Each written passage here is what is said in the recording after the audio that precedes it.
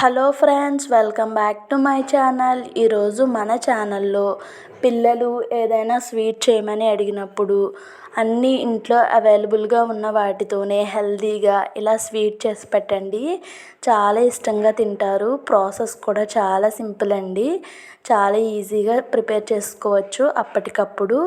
దానికోసం నేను ఇక్కడ ఒక 1.5 కప్ అయితే గోధుమ పిండి తీసుకుంటున్నానండి. 1 కప్పు మెజర్మెంట్తో తీసుకుంటున్నాను. అండ్ అలానే దీంట్లోకి 1 స్పూన్ అయితే శనగపిండి వేసుకుంటున్నానండి. శనగపిండి అనేది 1 స్పూన్ మాత్రమే వేసుకోవాలి, ఇంకెక్కువైతే వేసుకోకూడదు. శనగపిండి గోధుమ పిండి కలిసేలాగా కలుపుకున్న తర్వాత కొంచెం అంతా బేకింగ్ సోడా, వంట సోడా వేసుకున్నానండి. అంటే మనం బజ్జీల్లో గట్రా వేసుకుంటాం కదా, ఆ వంట సోడా వేసుకున్నాను. తర్వాత 1.5 స్పూన్ అయితే గీ కూడా వేసుకున్నానండి. వేసుకొని ఇవన్నీ ఇలా నొక్కుకుంటే ఉండలా అయ్యేటట్టుగా ఉన్నప్పుడు మనం కొంచెం వాటర్ కొంచెం వేసుకుంటూ దీన్ని చపాతీ ముద్ద కంటే కొంచెం గట్టిగా అయ్యే వరకు కలుపుకోవాలండి. మరి చపాతీ ముద్దలా కాకుండా కొంచెం గట్టిగా కలుపుకోవాలి. చూడండి, ఈ విధంగా కలుపుకొని మనం మూత పెట్టేసుకోవాలండి. మూత పెట్టి ఒక 10 మినిట్స్ పాటు దాన్ని నాననివ్వాలండి. ఇప్పుడు ఏ కప్తో అయితే మనం గోధుమ పిండి తీసుకున్నామో అదే కప్తో 1.5 కప్పు నేను బెల్లం తీసుకోవాలండి. నాకు ఇక్కడ కొంచెం బెల్లం తక్కువగా ఉంది. 1 కప్పు బెల్లం, 1/2 కప్పు షుగర్ వేసుకున్నాను నేను. అలా వేసుకొని ఈ బెల్లం ఇంకా షుగర్ కలిసే విధంగా కలుపుకోండి. మీరైతే పూర్తిగా బెల్లంతోనే చేసుకోండి. హెల్దీ కూడా. నేనైతే బెల్లం లేక షుగర్ అనేది యాడ్ చేసుకున్నాను. ఇప్పుడు దీన్ని బాగా కరిగించుకోవాలండి.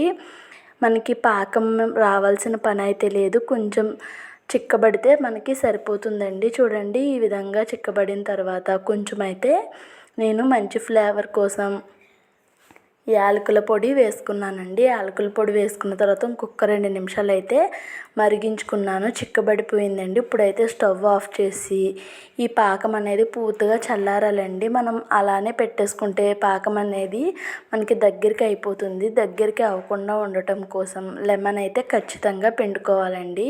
ఇప్పుడు ఈ పాకాన్ని పక్కన పెట్టేసుకొని చల్లారనివ్వాలండి. పాకం అనేది చల్లారబెట్టుకుంటున్నాను. పిండి కూడా ఇక్కడ ఒక 10 మినిట్స్ పాటు నానబెట్టుకున్నానండి. 10 మినిట్స్ తర్వాత మీకు ఇక్కడ చూపిస్తున్నాను. పాకం పూర్తిగా చల్లారిపోయింది.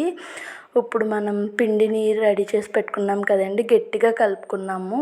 మనం ఇక్కడ పిండి చూసారా ఎంత సాఫ్ట్గా అయితే తయారైపోయిందో. ఇప్పుడు దీన్ని 2 పార్ట్స్ కింద అయితే డివైడ్ చేసుకుంటున్నానండి. డివైడ్ చేసుకొని ఇక్కడ నేను టైల్స్ మీద చేసుకుంటున్నానండి. దీని మీద మీరు కావాలనుకుంటే చపాతీ కర్ర ఉంటుంది కదా, చపాతీ పీట మీద అయినా చేసుకోవచ్చు. దీన్ని వీడియోలో చూపించిన విధంగా మీరైతే చేసేసుకోండి. నేను చెప్పే కన్నా మీకు చూస్తుంటేనే ఈజీగా అర్థమవుతుంది అనుకుంటున్నాను. వాటిని ఇప్పుడు ఇలా నైఫ్తో ఇలా ముక్కలుగా అయితే కట్ చేసుకోవాలండి. మీరు చిన్నగా అయితే కట్ చేసుకోండి. ఇక్కడ నేను కొంచెం పెద్దగా కట్ చేసుకున్నాను. ఎలా అయినా ఓకే, కొంచెం చిన్నగా కట్ చేసుకుంటే లుక్ వైజ్ గుడ్గా ఉంటాయండి. ఈ విధంగా కట్ చేసుకొని మనం ఫింగర్తో ఇలా నొక్కుకుంటే పర్ఫెక్ట్గా మనకి కాకినాడ గొట్టం కాజా ఉంటుంది కదండి, ఆ విధంగా అయితే రెడీ అయిపోతాయి. సేమ్ ఇవి కాకినాడ గొట్టం కాజా టేస్టే ఉంటాయండి, కానీ మనం ఇంకా హెల్తీగా ప్రిపేర్ చేసుకుంటున్నాము. వాళ్ళైతే మైదాతో చేస్తారు, ఇక్కడ మనం గోధుమ పిండి ఇంకా బెల్లంతో చేసుకుంటున్నాము హెల్తీగా. వాళ్ళు పంచదార వాడి మైదాతో చేస్తారు. ఇక్కడ నేను 2 చేంజ్ చేసి చేసుకున్నానండి. ఇప్పుడు స్టవ్ వెలిగించి ప్యాన్ పెట్టి ఆయిల్ హీట్ చేసుకున్నాను. ఆయిల్ బాగా హీట్ అయిన తర్వాత ఒకటే అయితే మనం ఈ కాజాలని, గొట్టం కాజాలని అయితే వేసుకోవాలండి ఆయిల్లో. ఇది మనం ఒక 10 నిమిషాలు నానబెట్టాము. అండ్ అలానే వంట సోడా వేసాం కదండి, ఇక్కడ నేను వేస్తూ ఉండగానే ఒకటైతే వెనక్కి తిరుగుతుంది చూడండి. మీకే వీడియోలో అర్థమవుతుంది. మనకి నానింది కాబట్టి వాటినంతా నావే పొంగి ఉబ్బిపోతాయండి, డబల్ క్వాంటిటీలో అయిపోతాయి. మనకి బెల్లం సిరప్లో వేస్తే ఇంకా లావుగా అయిపోతాయి. కాబట్టి మీరు కొంచెం చిన్నగా అయితే చేసుకోండి. నేనైతే కొంచెం పెద్దగానే చేసేసుకున్నాను. ఈ విధంగా 2 సైడ్ని కూడా మంచి గోల్డెన్ కలర్ వచ్చే వరకు ఫ్రై చేసుకోవాలండి. చూసారు కదా, మంచి గోల్డెన్ కలర్ అయితే వచ్చేసాయి. ఇప్పుడు వాటిని తీసి పక్కనే చల్లార్చుకున్నటువంటి పాకం ఉంది కదండి, బెల్లం పాకం, ఆ పాకంలో అయితే వీటిని వేసేసుకోవాలండి. గొట్టం కాజాలని వేసేసుకోవాలి. వేసుకొని ఒక్కసారి కలిపి మూత పెట్టేసుకుంటున్నాను.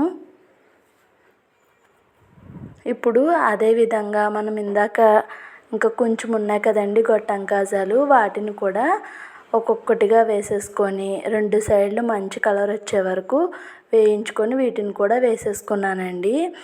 చూడండి, ఈ విధంగా వేసేసి అన్నీ ఒక్కసారి కలిపి మూత పెట్టి ఒక 10 నుంచి 15 నిమిషాల వరకు వీటిని చూడకుండా పక్కన పెట్టేయాలండి. మూత పెట్టేసి మనం పెట్టేసుకుంటే ఇవన్నీ కూడా పాకం అంతా పీల్చేసుకుంటాయండి. పీల్చేసుకొని మనకి చాలా లావుగా అయితే అయిపోతాయి. చూస్తున్నారు కదా, చూడండి ఇక్కడ ఎంత మెత్తగా ఉందో స్వీట్ అనేది. చాలా టేస్టీగా ఉంటుందండి. కాకినాడ గొట్టం కాజాని చాలా హెల్తీగా మనం గోధుమ పిండి ఇంకా బెల్లం యూస్ చేసాం కదండి. ఇవి ఈజీగా 4 నుంచి 5 రోజులైతే నిల్వ ఉంటాయండి. ఒకసారి ఈ రెసిపీని మీరు ట్రై చేసి మీకు ఎలా కుదిరిందో కామెంట్స్లో షేర్ చేసుకోండి. వీడియో కనుక మీకు నచ్చితే ఒక లైక్ చేయండి.